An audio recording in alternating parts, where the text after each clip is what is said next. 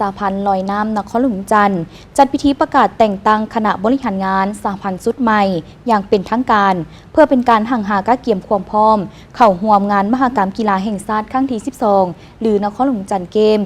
2025 ที่นครหลวงรับเกียรติเป็นเจ้าภาพระหว่างวันที่ 15-25 พฤศจิกายนนี้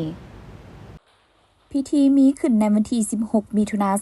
2025 ที่ห้องว่าการปกครองนครหลวงจันทร์โดยการเป็นประธานของปริญญาเอกโภคำไสยสอนหัวหน้าห้องว่าการนครหลวงจันทร์มีทานสินนกรพรหมมาศีดประธานบริษัทพันธนาจำกัดประธานสหพันธ์กีฬาลอยน้ำนครหลวงจันทร์คนใหม่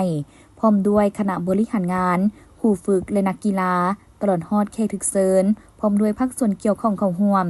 การประกาศการแต่งตั้งสหพันธ์กีฬาลอยน้ำนครหลวงจันทร์ชุดใหม่ครั้งนี้มีทั้งหมด7ท่านประกอบมี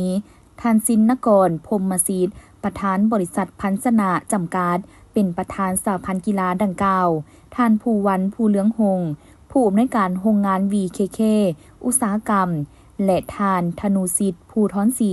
ห้องผู้อำนวยการบริษัท KSS บริการรักษาความปลอดภัยจำกัดเป็นห้องประธานและท่านเพชรพิมพ์จำป่าซีดที่ปรึกษาอิสระด้านการพัฒนาผู้ประกอบการเป็นเลขาธิการท่านบุญถนอมวงพระจันทร์ท่านไข่แก้วอินทวงศ์และท่านนางนิดบุญสว่างเป็นคณะ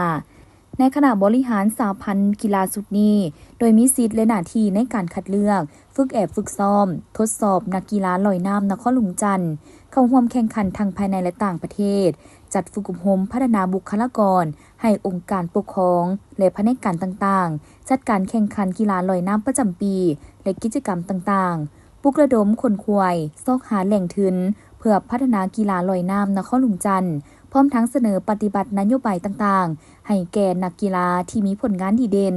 ลงมีนัยต่อบุคลากรและนักกีฬาที่เฮ็ดผิดต่อกฎหมายและกฎระเบียบของสหพันธ์ลอยน้ำนครหลวงจันทร์นอกนั้นยังสรุปและรายงานการเคลื่อนไหววิ่งงานกีฬาลอยน้ำนครหลวงจันทร์ให้องค์การปกครองและแผนกศึกษาธิการและกีฬานครหลวงจันทร์ปฏิบัติสิทธิและหน้าที่อื่นๆตามที่กำหนดไว้ในกฎหมายว่าด้วยกีฬากายกรรมฉบับเลขที่74/สพศลงวันที่25 พฤศจิกายน 2019ให้ปรากฏผลเป็นจริง